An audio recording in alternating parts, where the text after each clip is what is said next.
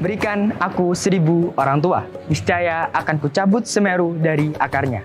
Berikan aku 10 pemuda, niscaya akan aku guncangkan dunia. Pidato presiden pertama kita yaitu Insinyur Soekarno menandakan bahwasannya pemuda merupakan faktor penting dan instrumental pada sejarah panjang perjuangan bangsa ini. Hal itu dimulai ketika ratusan tahun lalu Raden Wijaya sebagai raja dan pemimpin kerajaan Majapahit mempunyai spirit untuk menyatukan bumi Nusantara di bawah Panji yaitu Nusantara. Dilanjut pada perjuangan bangsa kita melawan penjajahan dengan dibentuknya organisasi Budi Utomo sebagai organisasi pertama dan organisasi pemuda yang nantinya akan memperjuangkan bangsa Indonesia untuk lepas dalam belenggu penjajahan.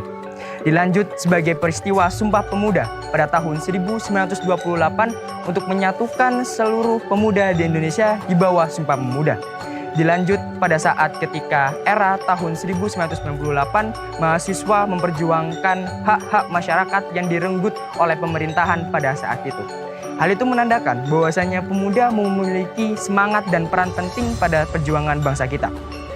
Ketika tahun ini fenomena generasi Z merupakan generasi yang nantinya akan mendominasi bangsa kita pada bonus demografi di tahun 2030.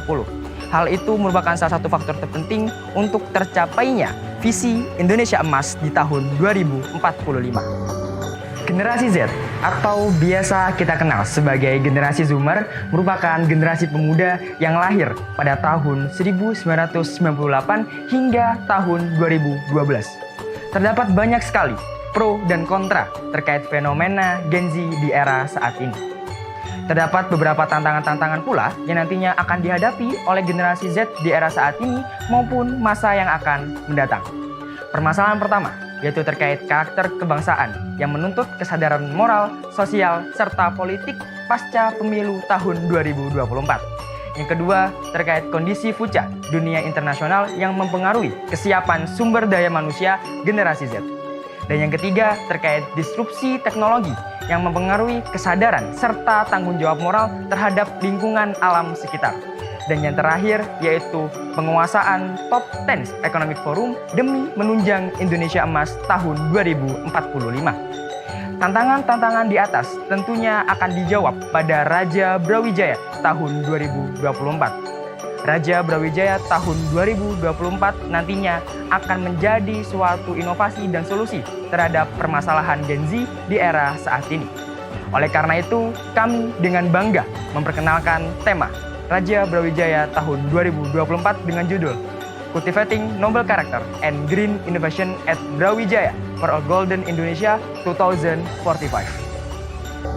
Dengan tema Cultivating Noble Character and Green Innovation at Brawijaya for a Golden Indonesia 2045 yang nantinya akan kami bawa pada Raja Brawijaya tahun 2024, kami berharap Brawijaya Muda Angkatan 62 dapat merealisasikan dan mengaktualisasikan 3 poin Tridharma perguruan tinggi dan berpegang teguh pada nilai-nilai moral dan luhur dari Pancasila.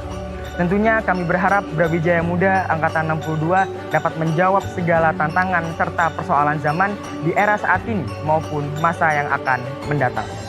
Brawijaya Muda Angkatan 62 dapat menjadi harapan dan tonggak yang akan nantinya menjadi suatu jawaban pada persoalan zaman yang akan dihadapi oleh bangsa Indonesia di era saat ini maupun di Indonesia Emas tahun 2045. Dengan spirit Suryo Diryo Jayo Diningrat, lebur dinding pangastuti bahwasanya segala angkara murka akan takut dan takluk pada nilai-nilai kebijaksanaan serta nilai-nilai kebenaran yang dibawa oleh seorang manusia.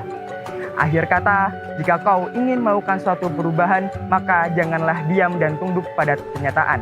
Asalkan jalan yang kau lalui benar serta proses yang kau lalui benar, maka yakinlah dan berusahalah.